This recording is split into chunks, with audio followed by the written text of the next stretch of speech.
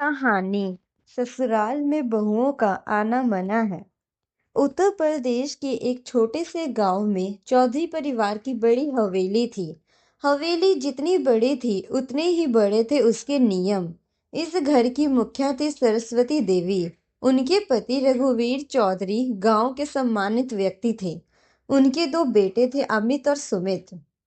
गांव में लोग कहते थे, चौधरी साहब का घर तो स्वर्ग जैसा है, पर वहां बहुओं का आना मना है। ये बात अजीब लगती थी, पर इसके पीछे एक दर्द भरी कहानी थी।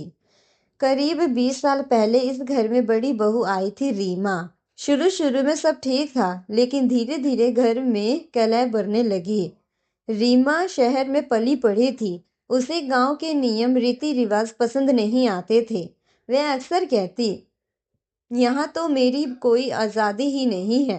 छोटी छोटी बातों पर झगड़े होने लगे। सास बहुओं के रिश्ते में करवाहट इतनी बड़ी कि एक दिन रीमा अपने मायके चली गई और फिर कभी वापस नहीं आई।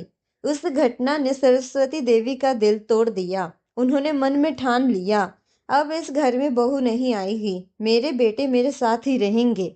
समय बीतता गया। अमित और सुमित बड़े हो गए।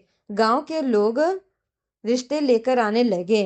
अमित की मुलाकात शहर के एक सरल स्वभाव की लड़की नेहा से हुई। दोनों एक दूसरे को पसंद करने लगे।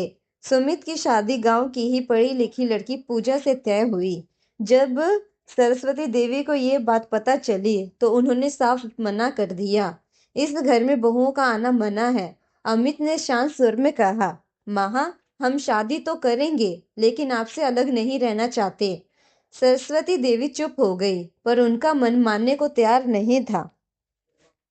आखिरकार रघुवीर चौधरी के सामने पर शादी हो गई, लेकिन शर्त रखी गई कि बहुएं अलग मकान में रहेंगी, जो हवेली के पीछे बना था। नेहा और पूजा ने बिना शिकायत के ये बात मान ली। शादी के बाद दोनों बहुएं रोज सुबह उठकर सास ससुर के लिए खाना बनाती, आशीर्वाद लेती और घर के काम में हाथ बटाती। धीरे धीरे सरस्वती देवी को महसूस होने लगा कि ये बहुएं अलग है।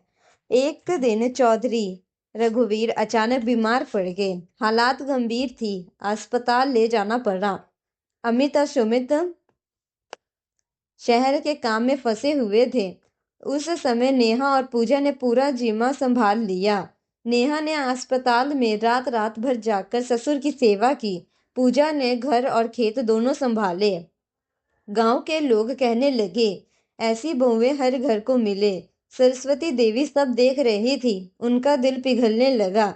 एक रात अस्पताल के बाहर बैठी सरस्वती देवी रो पड़ी। नेहा ने उनका हाथ पकड़कर कहा, माँ, हम आपकी बेटियां हैं, हमें अपनाइए। ये सुनकर सरस्वती देवी का वर्षों का दर्द बह निकला। उन्होंने कहा, मुझे डर था कि फिर से मेरा घर टूट जाएगा। पूजा ने मुस्कुराकर जवाब दिया, माँ, घर बहुओं से नहीं टूटता, गलत फहमियों से टूटता है। कुछ दिनों बाद रघुवीर चौधरी ठीक होकर घर लौट आए। उस दिन पूरे गांव को बुलाकर सरस्वती देवी ने ऐलान किया, आज से हमारे घर की बहुओं का आना मना नहीं है, बल्कि बहुओं ही इस घर की जान है। पूरा गांव तालियों से गूंज उठा। नेहा और पूजा की आंखों में खुशी से आंसू थे। धीरे धीरे हवेली में हंसी लौट आई। त्योहारों पर रौनक बढ़ गई। सरस्वती देवी अब खुद बहुओं को नए नए पकवान सिखाती। नेहा ने घर में एक छोटा सा ट्यूशन सेंटर शुरू किया, जहां गांव की लड़कियां पढ़ने आने लगी। पूजा ने खेतों में नई टेक्निक अपनाकर खेती को लक्ष्यदायक बना दिया। गांव में चौधरी परिवार फिर से सम्मान का केंद्र बन गया। एक दिन सरस्वती देवी ने दोनों बहुओं को गले लगाते हुए कहा, तुमने मुझे सिखाया कि रिश्ते डर से नहीं, विश्वास से चलते हैं। अमित और सुमित गर्व से अपनी पत्नियों को देख रहे थे, पर अब उस हवेली के दरवाजे पर नया बोर्ड लगा था, यहाँ बहुओं का स्वागत है। समय और धीरे धीरे बीत रहा था। हवेली में अब पहले जैसी खामोशी नहीं थी। सुबह की शुरुआत अब पूजा की मधुर आवाज में गाए भजन से होती और नेहा रसोई में सासू माँ के साथ चाय बनाती। एक दिन नेहा को हल्का सा चक्कर आया। पूजा ने तुरंत उसे संभाला। जांच के बाद पता चला नेहा माँ बनने वाली थी। पूरे घर में खुशी की लहर दौड़ गई। सरस्वती देवी की आंखें भर आई। उन्होंने नेहा को गले लगाते हुए कहा, अब इस घर में मैं फिर से गलतफहमियां गूंजेंगी। जहाँ खुशियाँ आती हैं वहीं कुछ परछाइयाँ भी साथ चलती हैं। गांव की कुछ औरतें कान भरने लगी। देखना, अब नेहा का रुतबा बढ़ जाएगा। पूजा के मन में भी हल्की सी कसक हुई, पर उसने तुरंत खुद को संभाला। एक रात उसने नेहा से कहा, दीदी, मैं खुश हूँ आपके लिए, लेकिन कभी कभी लगता है मैं पीछे छूट जाऊंगी। नेहा ने उसका हाथ पकड़कर कहा, तू मेरी बहन है पूजा, इस घर में कोई बड़ा छोटा नहीं। दोनों की आंखों में अपनापन झलक उठा। नेहा की तबीयत अचानक बिगड़ गई। डॉक्टर ने आराम की सलाह दी। अब घर में सारी जिम्मेदारी पूजा पर आ गई। वह सुबह खेत देखती, दोपहर में खाना बनाती और रात को नेहा के पास बैठती। सरस्वती देवी सब देख रही थी। उन्हें एहसास हुआ, ये लड़की सच में इस घर की लक्ष्मी है। उसी समय एक नई समस्या खड़ी हो गई। रघुवीर चौधरी के छोटे बेटे भानु प्रताप ने जमीन में हिस्सा मांग लिया। गांव की पंचायत बैठी। लोगों ने तरह तरह की बातें की। भानु प्रताप बोले, भाई साहब, अब अपने बेटे अलग रहेंगे, जमीन बांट दीजिए। सरस्वती देवी को डर लगा कि कहीं घर फिर से टूट ना जाए, लेकिन इस बार नेहा और पूजा ने समझदारी दिखाई। उन्होंने कहा, पिताजी, जो न्याय हो वही कीजिए। हम सब साथ रहेंगे, चाहे जमीन बांटे या ना बांटे। उनकी बात सुनकर पंचायत ने फैसला दिया, जमीन का हिस्सा दिया जाएगा, लेकिन परिवार एक रहेगा। कुछ महीनों बाद नेहा ने एक प्यारे से बेटे को जन्म दिया। पूरा घर खुशियों से भर गया। सरस्वती देवी ने बच्चे को गोद में लेकर कहा, यह हमारे घर की नई शुरुआत है। पूजा ने बच्चे का नाम रखा आरव। अब हवेली में सचमुच रौनक थी। समय बीता, पूजा भी माँ बनने वाली थी, लेकिन उसकी तबीयत ठीक नहीं रहती थी। एक दिन डॉक्टर ने कहा कि हालात नाजुक हैं। पूरा परिवार चिंतित हो गया। नेहा ने अपने बच्चे को माँ के पास छोड़ दिया और पूजा के साथ अस्पताल में रही। कई घंटों पर मकसद के बाद पूजा ने एक प्यारी सी बेटी को जन्म दिया। उसका नाम रख दिया आराध्या। अब सरस्वती देवी पूरी तरह बदल चुकी थी। वे अक्सर कहती, अगर बहुएं समझदार हो तो घर गर्व से बन जाता है। वह गांव की औरतें को समझाने लगी कि बहुओं भी बेटी जैसी होती है। गांव में उनकी इज्जत और बढ़ गई। लेकिन कहानी यहाँ खत्म नहीं होती। भानु प्रताप को ये सब रास नहीं आ रहा था। उन्होंने खेतों ने नुकसान करवाने की कोशिश की। पूजा ने चालाकी से सबूत इकट्ठा किए और पंचायत के सामने सच सामने लाया। भानु प्रताप को माफी मांगनी पड़ी। रघुवीर चौधरी ने कहा, आज अगर घर बचा है तो हमारी बहुओं की वजह से।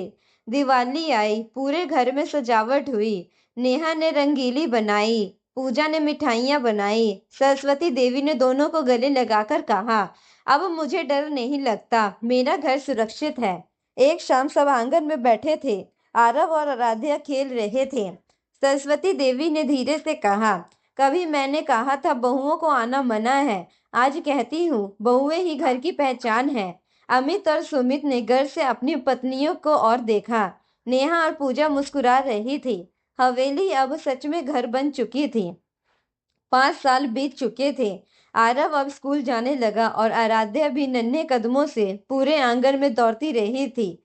हवेली में सुबह बच्चों की हंसी से दिन शुरू होता था। सरस्वती देवी अब पहले जैसी सख्त नहीं रही। वह बच्चों के साथ खेलती और बहुओं को आराम करने को कहती। लेकिन जिंदगी हमेशा एक सी राही नहीं रहती। एक दिन अमित ने कहा, पिताजी, मैं सोच रहा हूँ कि आरव को शहर के अच्छे स्कूल में दाखिला दिलाऊं। सुमित भी बोला, हाँ, आराध्या को भी अच्छी पढ़ाई मिलेगी। ये सुनकर रघुवीर चौधरी सोच में पड़ गए। सरस्वती देवी का मन घबरा गया। अगर बच्चे शहर चले गए तो घर फिर से खाली हो जाएगा। नेहा ने धीरे से कहा, माँ, पढ़ाई जरूरी है, पर हम आपको छोड़कर नहीं जाएंगे। शहर के स्कूल में दाखिला मिल गया। अब रोज सुबह बच्चों को बस स्टॉप तक छोड़ना पड़ता था। धीरे धीरे बच्चों का मन गांव से ज्यादा शहर की चीजों में लगने लगा।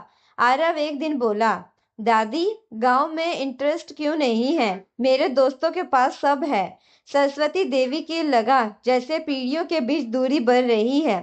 एक दिन स्कूल में पेरेंट मीटिंग थी।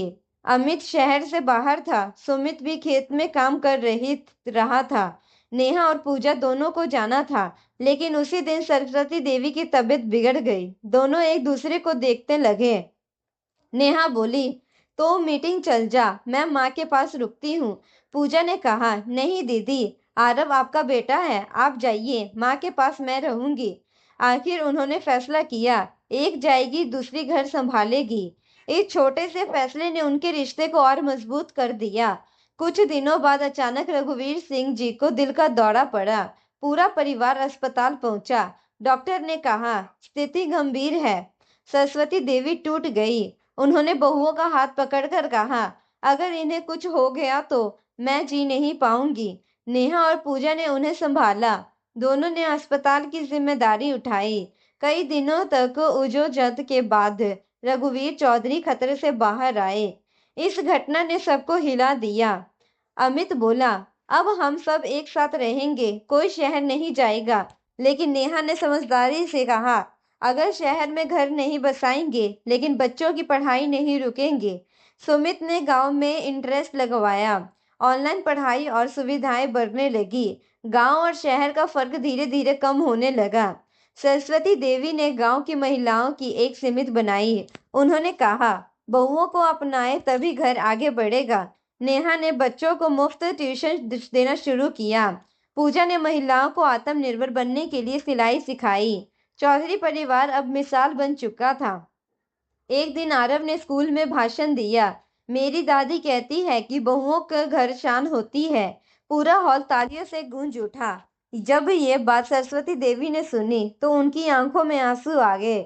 उन्होंने नेहा और पूजा को गले लगाकर कहा, आज अगर मेरा परिवार मजबूत है तो तुम दोनों ही वजह से। शाम का समय था। आंगन में तुलसी के पास दिया जल रहा था। आरव और आराध्या खेल रहे थे। अमित और सुमित खेत से लौट रहे थे। रघुवीर चौधरी कुर्सी पर बैठे मुस्कुरा रहे थे। सरस्वती देवी ने आसमान की ओर देखकर कहा, धन्यवाद भगवान, आपने मुझे समझ दी कि बहुओं का आना मना नहीं, बल्कि उनका आना ही घर की खुशहाली है। और हवेली में फिर से हंसी गूंज उठी। पुराने डर रिश्तों को कमजोर करते हैं। विश्वास, सम्मान और समझ से परिवार मजबूत बनता है। बहुएं बोझ नहीं, घर की नींव होती है। पीढ़ियों का अंतर प्यार से कम किया जा सकता है।